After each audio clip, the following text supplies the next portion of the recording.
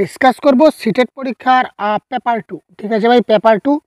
তো জুলাই 2024 আমাদের যে সিটেট পরীক্ষা হয়েছিল তার পেপার 2 এর কী কী প্রশ্ন এসেছিল, তার প্যাসেজ কী ছিল, কবিতা কী ছিল এবং তার প্যাডাগজি কী ছিল, সবগুলো নিয়ে এবার আমরা ডিটেলস আলোচনা করব। দেখতে থাকুন, আপনাদের আপকামিং এক্সামে যথেষ্ট সাহায্য করবে। আপনারা একটা আইডিয়া পাবেন যে লাস্ট এক্সামে আমার কী ধরনের এক্সাম হয়েছিল, তার অনুযায়ী ভিত্তি করে আপনারা নিজেদের প্র্যাকটিস বা তৈরি করতে পারেন।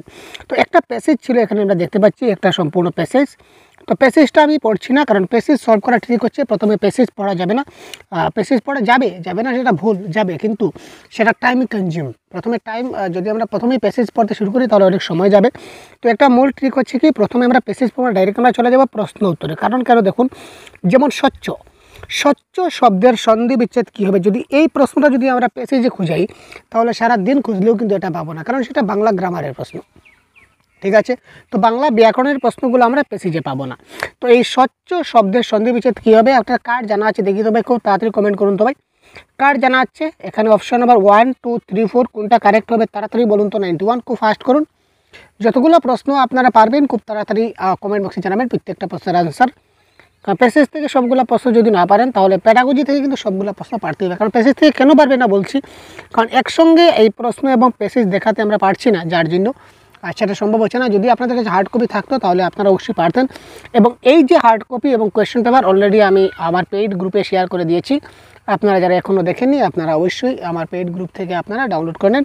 প্রত্যেকটা ক্লাসের পিডিএফও আমরা দিয়ে দিয়েছি। ঠিক আছে, দেখুন এখানে দেখুন স্বচ্ছের কারেক্ট সন্ধি বিচ্ছেদ হচ্ছে কি সু প্লাস অচ্ছ। ঠিক আছে, আচ্ছা এবার দেখি কোয়েশ্চন নাম্বার 92 কী বলেছিল দেখি। আমরা দেখুন প্যাসেজ থেকে খুঁজে আনসারগুলো করবো, একটু আমাদের সময় দিন। পারিতোষিক বিতরণের পর সবাই প্রদত্ত হোমব্রতের বক্তৃতার প্রধান উদ্দেশ্য কী ছিল। আমরা একটু দেখি। বনের রক্ষক হয়েও যারা ভক্ষক তাদের সাবধান করা, বনের রক্ষণাবেক্ষণের নিয়মাবলীর বর্ণনা দেওয়া, বন বিভাগের লোকেদের বনকে ভালোবাসতে অনুরোধ করা, ঠিক আছে, নাকি বনে আগুন লাগলে কি করা উচিত তা বোঝানো। তো এটা আমরা জানতে গেলে আমাদের একটু পেছিয়ে যেতে হবে। এখানে দেখুন হোমব্রণ বলিতে লাগিলেন আমরা বনকে ভালোবাসি, অর্থাৎ বন জঙ্গলকে ভালোবাসার কথা বলা হয়েছে, অরণ্যকে ভালোবাসার কথা বলা হয়েছে। যে এই বনের আশ্রয়ে আমরা লালিত, এই বনের দাক্ষিণ্যে আমরা পালিত, এই বনের রূপে মুগ্ধ, এই বনের গাছপালা লতাবগ্ন পশু পক্ষী সব যে ফুল ফল আমাদের পরমাত্মীয়, এই বনকে আমরা খুব ভালোবাসি। বনকে কেন্দ্র করেই আমাদের সুখ আশা আনন্দ করে, এই বনই আমাদের সম্পদ। এর থেকে আমরা কী বুঝলাম, যে বনের প্রতি যেটা ভালোবাসা, এই বনের প্রতি ভালোবাসার কথা এখানে বলা হয়েছে। অর্থাৎ তিনি অনুরোধ করছেন যে বন বিভাগের কাছে যে আপনারাও বনকে ভালোবাসতে শিখুন, কারণ আমাদের সেই বন যদি নষ্ট হয়ে যায় তাহলে আমরা সেই ফুল ফলগুলো আমরা আর পাবো না, সেইগুলো আমাদের সমস্যা হবে। তো আপনারা বনকে ভালোবাসতে শিখুন। তো এটা কারেক্ট অ্যান্সার হচ্ছে অপশন নাম্বার 3। আচ্ছা, নিচের কোনটি বিক্রম হেমব্রণের চেহারার সঠিক বর্ণনা নয়। যদি এই প্রশ্নের কারেক্ট অ্যান্সার দেখতে যাই, আর নিচের কোনটি আমাদেরকে বলেছে ভাই বিক্রম হেমব্রণের চেহারার সঠিক বর্ণনা। চেহারাটা একটু আমরা প্রথমে তার চেহারাটা একটু দেখে নিই অপশনগুলো।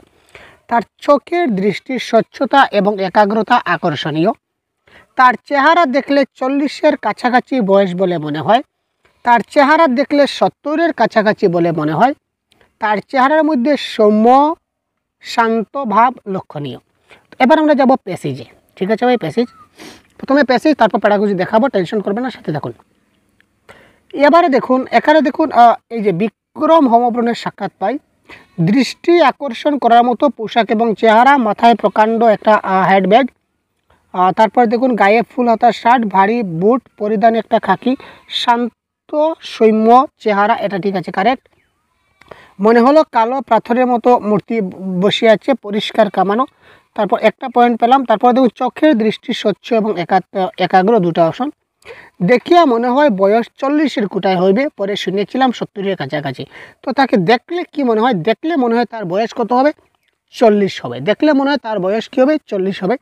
আর তার চেহারাটা সৌম্য এবং শান্ত, আর তার চোখের দৃষ্টি স্বচ্ছ এবং একাগ্র। এই তিনটা জিনিস আমরা একটু দেখি, তাহলে আমরা আনসার পেয়ে যাব। তার চোখের দৃষ্টির স্বচ্ছতা একাগ্রতা, এটা কারেক্ট। তার চেহারা দেখলে 40-এর কাছাকাছি মনে হয়, এটা কারেক্ট। তার চেহারার মধ্যে সৌম্য শান্তভাব লক্ষণীয়, এটা কারেক্ট। সুতরাং কারেক্ট নয়, এখানে বলেছে কোনটা সঠিক নয়, সুতরাং অপশন নাম্বার 3 কারেক্ট নয়। তার চেহারা দেখলে তাকে মনে হয় না যে তার বয়স 70-এর কাছাকাছি, তাকে দেখলে মনে হয় যে তার বয়স 40-এর কাছাকাছি। পরে আসলে তার বয়স ছিল 70, কিন্তু এখানে বলেছে তাকে দেখলে, তার চেহারা দেখলে মনে হয় তার বয়স কত, এটা হবে 40, এটা কারেক্ট। কিন্তু অ্যাকর্ডিং টু অপশনে বলেছে কোনটা নয়, তো নেগেটিভের আনসার নেগেটিভ হবে, সুতরাং কারেক্ট আনসার হচ্ছে অপশন নাম্বার 3। আশা করি বুঝাতে পেরেছি। হেমব্রমের বক্তৃতা অনুযায়ী কোন বক্তব্যটি সঠিক নয়? তো স্বাধীনতা পূর্ববর্তী বন রক্ষণাবেক্ষণকারীরা বনকে ভালোবাসত না, 94 প্রশ্ন আমরা দেখি। তারপর বলছে বনে আগুন লাগলে বিক্রম এবং তার সাথীরা দৌড়ে যেত আগুন নিভাতে। বনের পশু পাখির শিকার বিক্রম এবং তার সাথীরা পাপ বলে মনে করত। স্বাধীনতা পরবর্তী বন রক্ষণাবেক্ষণকারীরা বনকে ভালোবাসে না। তো 4টা পয়েন্ট দেখলাম, তো 4টা পয়েন্ট আমরা এখানে দেখি। বনে যখন আগুন লাগতো তখন আমরা দলে দলে ছুটে যেতাম সেই আগুন নেভাতে, একটা পেলাম। ঠিক আছে, অসময় অকারণে বনের পশু পাখি শিকার করাটা পাপ বলে মনে হয়, এটাও কারেক্ট। এখন দেশ স্বাধীন হয়েছে, এখন আপনারাই বনের রক্ষণাবেক্ষণ করেন, বনের সম্বন্ধে আপনাদের কথা আর কেউ শোনে না, অর্থাৎ কি, অর্থাৎ স্বাধীনতার পরবর্তী সময় তারা যেটা ভালোবাসে না, এটা হচ্ছে ভুল। কোনটা কারেক্ট আমরা দেখি, কারেক্ট খুঁজতে হবে না ভুল খুঁজতে হবে, দেখতে হবে। আচ্ছা, বনে আগুন লাগলে বিক্রম এবং তার সাথীরা দৌড়ে যায়, এটা কারেক্ট, বলেছে কোনটা সত্য নয়। বনের পশু পাখির শিকার, এটাও কারেক্ট। আর স্বাধীনতা পরবর্তী সময়ে বন রক্ষণাবেক্ষণ বনকে ভালোবাসে না, সেটা ভুল, সেটা বনকে ভালোবাসে হবে, সেটা ঠিক আছে, ভালোবাসে না সেটা কারেক্ট। কিন্তু স্বাধীনতা পরবর্তী সময়ে যদি তারা বনকে ভালোবাসতো, এই যে বন বিভাগের কর্মীরা, তাহলে কিন্তু আজকে সেই বনের সেই অবস্থা হতো না, এই কথা ডাইরেক্ট বলা হয়েছে।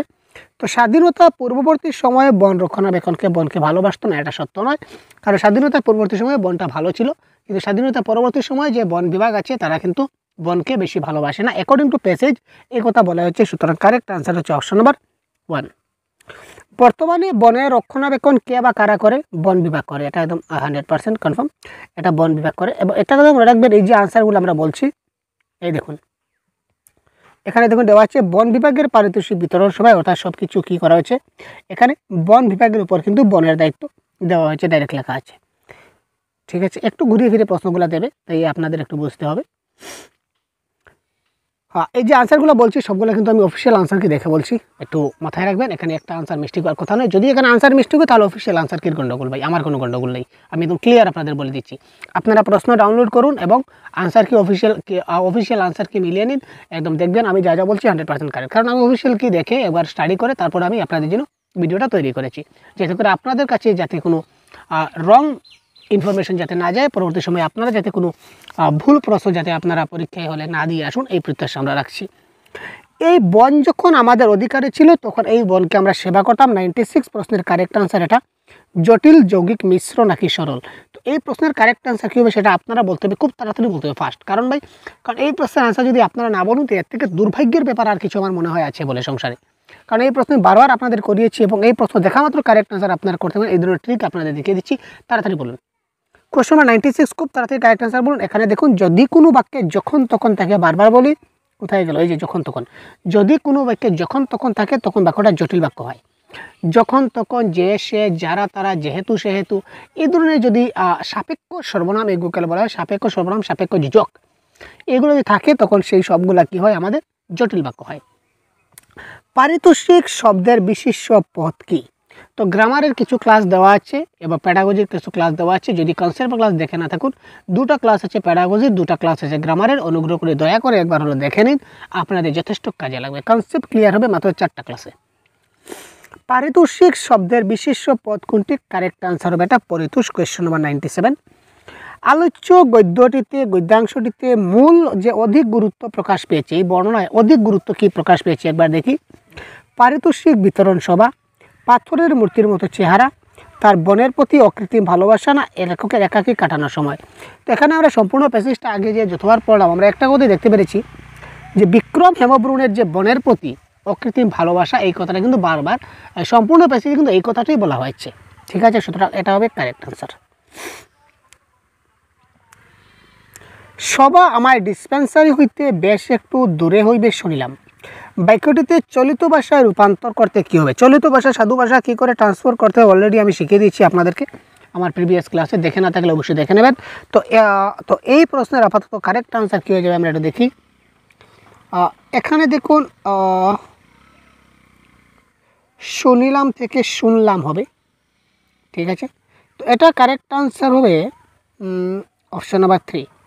সবা আমার ডিসপেন্সারি থেকে বেশ একটু দূরে হবে শুনলাম। এখানে হইবে আছে, তার মানে এখানে হইবেটা হবে না, ঠিক আছে। এখানে শুনিলাম, তো এখানে শুনিলাম হবে না, ঠিক আছে।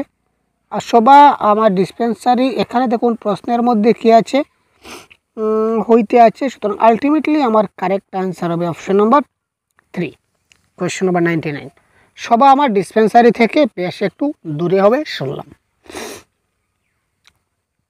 তো এবারে আমরা চলে আসছি একটা কবিতায়, আমরা পেসিস শেষ, এবার আমরা চলে আসছি এই প্রশ্নের কবিতায়। তো কবিতা থেকেও আমরা আগের মতো আমরা চলে যাবো এবার ওই কী বলে প্রশ্নয়। তো প্রশ্ন কি বলেছে, কবিতাটিতে কার মানসিক যন্ত্রণার হাহাকার ফুটে উঠেছে? নির্যাতিতা মায়ের কন্যার মায়ের, নির্যাতিতা ভারত মাতা, নির্যাতিতা বিশ্ব প্রকৃতি, নির্যাতিতা কন্যা। তো এখানে আমরা একটু কবিতায় যাব। এখানে দেখুন কবিতায় ক্লিয়ারলি লেখা আছে, আমরা সাধারণ নারীরা কন্যা সন্তানের মায়েরা কি শুধুই দেখে যাব, তার মানে এখানে অত্যাচারী কারা হচ্ছে বা এখানে কাদের নির্যাতন করা হচ্ছে? কন্যা সন্তানের মায়ের কথা বলা হয়েছে। তো এখানে কারা অসাধারণ বা কারা নারীরা, এখানে বলা হচ্ছে কন্যা সন্তানের মায়েরা হাহাকার করছেন। তো কন্যা সন্তানের মায়েরা মানে নির্যাতিতা কন্যার মায়ের কথা বলা হয়েছে, সুতরাং option number 1 is the right answer of this question. বিশ্ব প্রকৃতির কাছে কাদেরকে শাস্তি প্রদানের আবেদন প্রকাশিত হয়েছে? বিশ্ব প্রকৃতির কাছে কাদেরকে শাস্তি প্রদানের আবেদন প্রকাশিত? পিচাসরূপী দুর্বৃত্তদের, যারা নারীদের পাশবিক অত্যাচার করেছে, যারা ভারত মায়ের, যাই হোক আমরা একটু পেছে যাই। বিশ্ব প্রকৃতির কাছে কাদের শাস্তির জন্য আবেদন করা হয়েছে? আচ্ছা এই দেখুন, আর কি নিষ্ঠুর পাশবিক অত্যাচারের শিকার হব?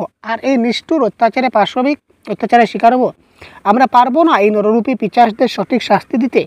তো এখানে আলটিমেটলি তিনি বিশ্ব মাতার কাছে, বিশ্ব প্রকৃতির কাছে এই যে নররূপী যারা পিচাস আছে তাদের পাশবিক অত্যাচারের শাস্তির জন্য প্রার্থনা করেছেন,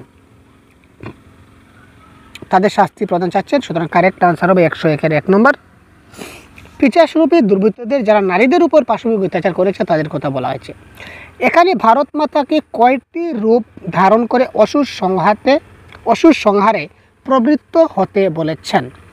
ভারত মাতার কয়টা রূপ এখানে বলা হয়েছে? তো আলটিমেটলি আমরা দেখি, মাতৃরূপ, শক্তিরূপ, সৃষ্টিরূপ আর বুদ্ধিরূপ। কয়টা রূপ হলো ভাই? 4টা রূপ।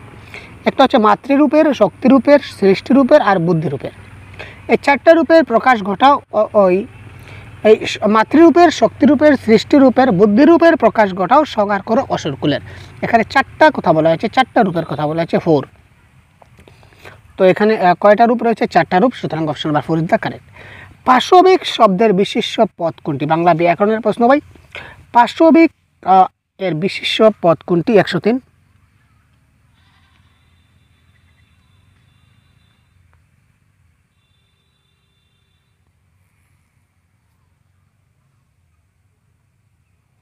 তো 103 পাশবিক শব্দের সঠিক সন্ধি বিচ্ছেদ কোনটা হবে ভাই? 103 তাড়াতাড়ি বলুন তো। এটা কারেক্ট আনসার হচ্ছে পশু। নিচের কোন শব্দটি সংহার শব্দের সমার্থক শব্দ নয়? ঠিক আছে, 104। নিচের কোন শব্দটি সংহার শব্দের সমার্থক? সংহার মানে বিনাশ, সংহার মানে নিধন, সংহার মানে বধ, কিন্তু সংহার মানে ঐক্য নয়, ঐক্য মানে একতা বা মিলিত হওয়া। সুতরাং সংহার মানে এটা নয়, সুতরাং কারেক্ট আনসার হচ্ছে এখানে ঐক্য। কবিতায় কন্যা সন্তানের মায়েরা কিভাবে প্রতিবাদ জানাতে চান? কবিতায় কন্যা সন্তানের মায়েরা কিভাবে প্রতিবাদ জানাতে চান? এবার এখানে আমরা দেখলাম যে পেছিয়ে দেখলাম এখানে কি মাদকাসক্ত বলে কিছু ছিল না। পিচাসরূপী দুর্বৃত্ত আছে, তাদেরকে সুযোগ দিতে হবে যে তারা আরও আবার শাস্তি দেখ না, তাদের ক্ষমা করতে চান না, তিনি তাদেরকে শাস্তি দিতে চান, যে পিচাসদের সঠিক শাস্তি যাতে দেওয়া হয়, এই চিন্তাধারাটা করেছিলেন। এবার আমরা চলে আসি আমাদের 15 প্রশ্ন হয়ে গেছে, এবার আমরা চলবো প্যাডাগজি। তো প্যাডাগজির প্রশ্নগুলো কিন্তু আপনারা কারেক্ট করবেন খুব তাড়াতাড়ি। দেখুন এখানে যতগুলো টিকমার্ক দেওয়া আছে সবগুলো কারেক্ট নাও হতে পারে, আমি যা বলবো সেটা কারেক্ট আনসার। এখানে টিকমার্ক করে আপনারা যদি স্কিপ করে দেন তাহলে ভুল করবেন, কারণ এই প্রশ্নটা আমার প্রশ্ন নয়, অন্য একজন ব্যক্তি পরীক্ষা দিয়েছিল তার কাছ থেকে নেওয়া প্রশ্ন। ঠিক আছে। তো হয়তো বা হ্যাঁ কিছুটা প্রশ্ন শুদ্ধ করেছে, কিছুটা প্রশ্ন ভুল করেছে, সেটা আমাদের সবারই হয়ে থাকে, মানুষ মাত্রই ভুল হয়, তো সেটা কোনো বড় ব্যাপার নয়। তো বড় ব্যাপার হচ্ছে এবার আমি যা যা ঠিক করবো সেগুলো অফিসিয়াল আনসারের মধ্যে কারেক্ট আছে, জিনিসটা বলবেন। একটা গল্পের সময় এবং স্থানকে কি বলা হয়? একটা গল্পের সময় এবং স্থানকে কি বলা হবে? প্রেক্ষাপট, কাহিনী, পরিণাম, বিষয়। এখানে কারেক্ট আনসার কোনটি হবে? 106। তো 106-এর কারেক্ট আনসার হবে অপশন নাম্বার 1 হবে এই ক্ষেত্রে কারেক্ট আনসার। গল্পের সময় এবং স্থানকে কি বলা হয়? এটা কারেক্ট আনসার হবে প্রেক্ষাপট। অর্থাৎ কোন প্রেক্ষাপটে কথাটা বলা হয়েছে, কখন কথাটা বলা হবে, কিভাবে বলা হবে, এটা নির্ভর করবে তার প্রেক্ষাপটের উপর। ঠিক আছে, এটা কাহিনী, পরিণাম বা বিষয়ের উপর ডিপেন্ড করে না। এবার দেখি ভারতবর্ষে বহুভাষা তত্ত্ব শিক্ষকদের কি বুঝতে প্ররোচিত করে? 107। বহুভাষা তত্ত্ব মানে মাল্টিল্যাঙ্গুয়াল থিওরি যাকে বলা হয়। তো বহুভাষা তত্ত্ব মাল্টিল্যাঙ্গুয়াল থিওরি। তো মাল্টিল্যাঙ্গুয়াল থিওরির মতে কি? প্রভাবশালী ভাষার সঙ্গে সংখ্যালঘু ভাষাগুলিকে সমানভাবে একত্রিত করা মোটেই না। এখানে প্রভাবশালী ভাষা এবং সংখ্যালঘু ভাষা সেটা কোনো বলা হয়নি। বৈচিত্র্যপূর্ণ সমাজে একটি ভাষা নীতি সুসংগঠিত করা উচিত মোটেই না। ভাষা পরিচয় সংস্কৃতির পৃথক অস্তিত্ব আমরা কখনো কাউকে পৃথকভাবে ডিনাই করি না, পৃথকভাবে মানে নেগলেক্ট করি না, পৃথকভাবে শনাক্ত করি না, এটা হবে না। তো কারেক্ট আনসার অপশন নাম্বার 4। ভাষার সংযোগ সাধন ঘটে এবং এর সামাজিক সংলগ্নতা রক্ষা করা যায়। অর্থাৎ এখানে বহু ভাষা তত্ত্ব মানে প্রত্যেকটা ভাষাকে সমানভাবে সংযোগ সাধন করতে হবে এবং প্রত্যেকটার সামাজিক সংলগ্নতা রক্ষা করতে হবে। তারপর বিদ্যালয়গুলির সংযোজনকারী যে দ্বিভাষা তত্ত্ব অনুসরণ করা উচিত, কারণ এটি কী করে? বিদ্যালয়গুলির সংযোজনকারী দ্বিভাষা তত্ত্ব, বিদ্যালয়ে যে আমাদের সংযোজনকারী দ্বিভাষা তত্ত্ব রয়েছে সেগুলিকে অনুসরণ করা উচিত, কারণ এটি দ্বিতীয় ভাষা হিসাবে ইংরেজি শিক্ষণে গুরুত্ব দান করে, শিশুর ভাষার বিকাশ ঘটায়, সংস্কৃতির নয় প্রথম ভাষার বিকাশে বাধা দেয়। 108। প্রথমেই দেখুন আমরা দুইটা যে কেটেছিলাম বা যিনি ব্যক্তি কেটেছিলেন খুব সাব্বাস কাজ করেছিলেন। শিশুর বিকাশ ঘটায় কিন্তু সংস্কৃতির নয়। আরে বাবা, একটা সংযোজকারী দ্বিভাষা তত্ত্ব, একজন ব্যক্তি যদি দুইটা ভাষা যদি শিখে, একটা ভাষার পাশাপাশি যদি আরেকটা ভাষা শিখে, তবে তার কোন সা ক্ষতি হয়ে গেল ভাই? সংস্কৃতির কি লাভ হবে না? নিশ্চয়ই হবে। তো নয় বলেছে কেটে দিন। প্রথম ভাষার বিকাশে মোটেই বাধা দেবে, মোটেই না।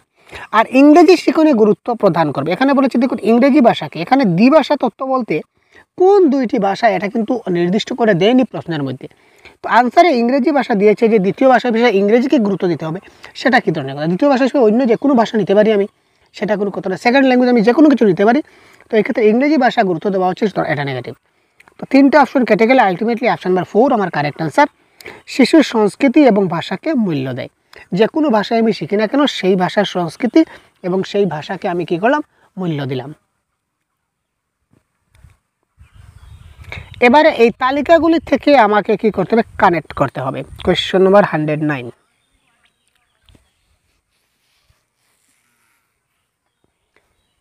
আচ্ছা, ডাইরেক্ট পদ্ধতি তো আমার জানা আছে। ডাইরেক্ট পদ্ধতি মানে কি? প্রত্যক্ষ পদ্ধতি। প্রত্যক্ষ পদ্ধতিতে মাতৃভাষা হস্তক্ষেপ করতে দেয় না এবং এটা কি করে?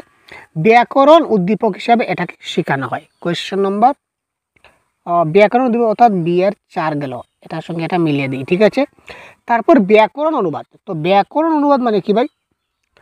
ব্যাকরণ অনুবাদ নীরব পঠন না, নীরব পঠন তো আমাদের নীরব পঠন, নীরব, তারপর দেখি তারপর আমাদের ব্যাকরণ অনুবাদের লিখিত সাহিত্যিক পাঠ, এটা ঠিক আছে।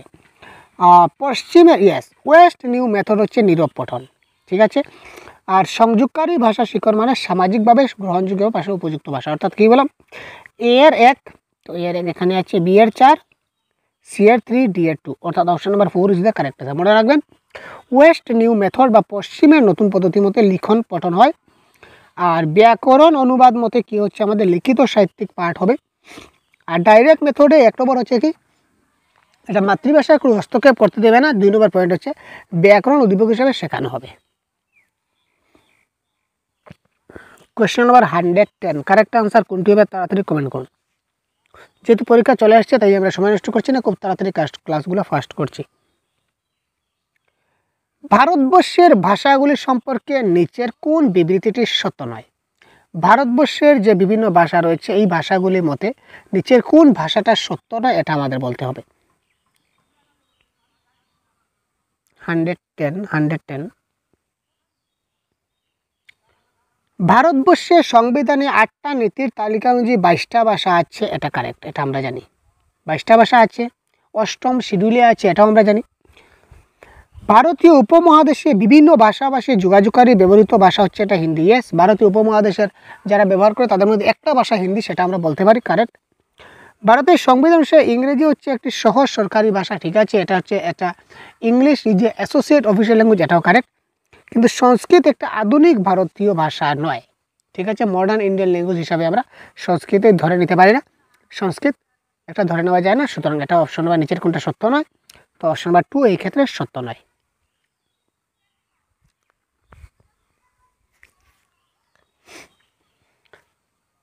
শিকনের কোন শাখাটি বিশ্বাস করে যে ভাষা মৌখিক বা অমৌখিক যাই হোক না কেন অভ্যাসটা গঠনমূলক পদ্ধতির মাধ্যমে অংশগ্রহণ করে? ভাষাটা যাই হোক না কেন শিকনের কোন ভাষা বিশ্বাস করে যে ভাষাটা মৌখিক বা অমৌখিক যাই হোক না কেন অভ্যাসটা কিন্তু কি করে ভাই, গঠনমূলক পদ্ধতির মাধ্যমে অংশগ্রহণ করে। তো এটা কারেক্ট আনসার হবে। আচরণবাদীরা কিন্তু এই কথাটা বিশ্বাস করে যে ভাষাটা মৌখিক হোক কিংবা অমৌখিক হোক যাই হোক না কেন অভ্যাসটা গঠনমূলক পদ্ধতির মাধ্যমে অংশগ্রহণ করবে। ভাষার কোন দক্ষতাটি গ্রহণমূলক? গ্রহণমূলক দক্ষতা মানে কি রিসেপটিভ স্কিল। গ্রহণমূলক দক্ষতা মানে কি রিসেপটিভ স্কিল। আর LSRW এর মধ্যে আমাদের L এবং R এই দুইটা হচ্ছে রিসেপটিভ, আর S এবং W এই দুটো হচ্ছে প্রোডাক্টিভ স্কিল। আমরা বারবার কনসেপ্ট কাছে বলেছি শ্রবণ এবং পঠন। তো শ্রবণ এবং পঠন অপশন নাম্বার 3 এইগুলো হচ্ছে গ্রহণমূলক দক্ষতা বা গ্রহণযোগ্য দক্ষতা। আর যদি বলে উৎপাদনমূলক দক্ষতা বা প্রকাশভঙ্গি দক্ষতা তাহলে হবে আমাদের কি কথন এবং লিখন, ঠিক আছে, বা বাচন এবং লিখন আমরা লিখতে পারি। তারপর দেখে নেওয়া যাক 113 কী হবে তাড়াতাড়ি বলুন। একটি ভাষা শ্রেণীতে ছাত্ররা শিক্ষকের নির্দেশ অনুযায়ী দল গঠন করে এবং প্রদত্ত বিষয় একটি বিজ্ঞাপন উপস্থাপিত করে। এই পদ্ধতিতে যে ভাষা শেখানো হয় তাকে কি বলা হয়? কোয়েশ্চন নম্বর কত? 113। আচ্ছা 113 কী হবে তাড়াতাড়ি বলুন ভাই। একটি ভাষা শ্রেণীতে ছাত্ররা কি করে, শিক্ষকের নির্দেশ অনুযায়ী তারা দল গঠন করে, তারা নিজেদের মধ্যে নিজেরা দল গঠন করে এবং প্রদত্ত বিষয়ে তারা বিজ্ঞাপন অর্থাৎ দল গঠন করে মানে কি, দল গঠন করে মানে সবাই একসঙ্গে একটা দল বানায় এবং এই সম্পূর্ণ দলের মাধ্যমে তারা কি করে লেখাপড়া করে। তো দলের মধ্যে যখন করে তখন সেটাকে কোলাবোরেট লার্নিং বা সহযোগী শিক্ষণ আমরা বলবো, কারণ তারা দলগতভাবে করছে, ঠিক আছে। আর যদি এক দল আর এক দলের যদি কোনো খাতা চেক করে তখন সেটাকে বলবো আমরা পিয়ার অ্যাসেসমেন্ট, ঠিক আছে, বা সহপাঠী মূল্যায়ন বলা যায়। অর্থাৎ এ দল যদি বি দলের খাতা চেক করে এবং বি দল যদি এ দলের খাতা চেক করে তখন এই ধরনের যদি থাকে প্রশ্ন তো ওটা আপনারা দেবেন কি সহপাঠী মূল্যায়ন বা পিয়ার অ্যাসেসমেন্ট।